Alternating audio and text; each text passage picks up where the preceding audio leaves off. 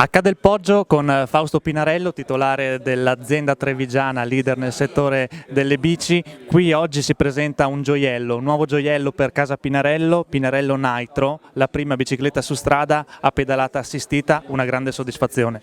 Sicuramente sì, una bici voluta dal nostro staff, a partire dal mitico braccio destro Luciano.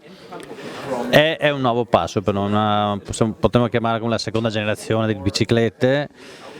Rimane comunque una bicicletta performante. Il fatto che sia una bicicletta assistita non vuol dire che deve essere per forza una bicicletta da passeggio,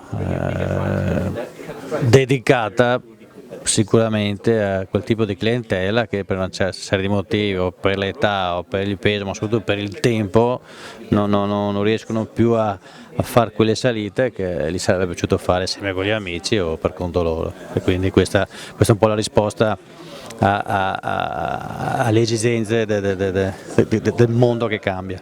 Una nuova generazione che permetterà un po' a tutti, coloro che vorranno almeno, di fare i grandi passi dei grandi giri, il Giro d'Italia, il Tour, la Vuelta. Ma a proposito del Giro d'Italia ci piacerebbe evitare fare un team di ciclisti appassionati di ciclismo, pur sempre un po' allenati, e riproporre il Giro d'Italia magari partendo un po' prima o il giorno prima addirittura.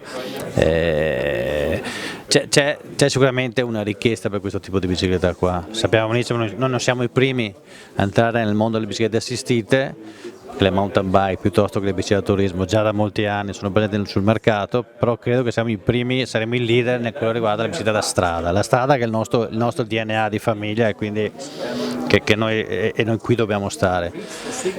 È una bici performante, rispecchia un po' le geometrie delle biciclette del Tour de France, delle F10 del Tour de France, cercando di ridurre un po' le misure per una questione anche di adattamento un po' a tutti.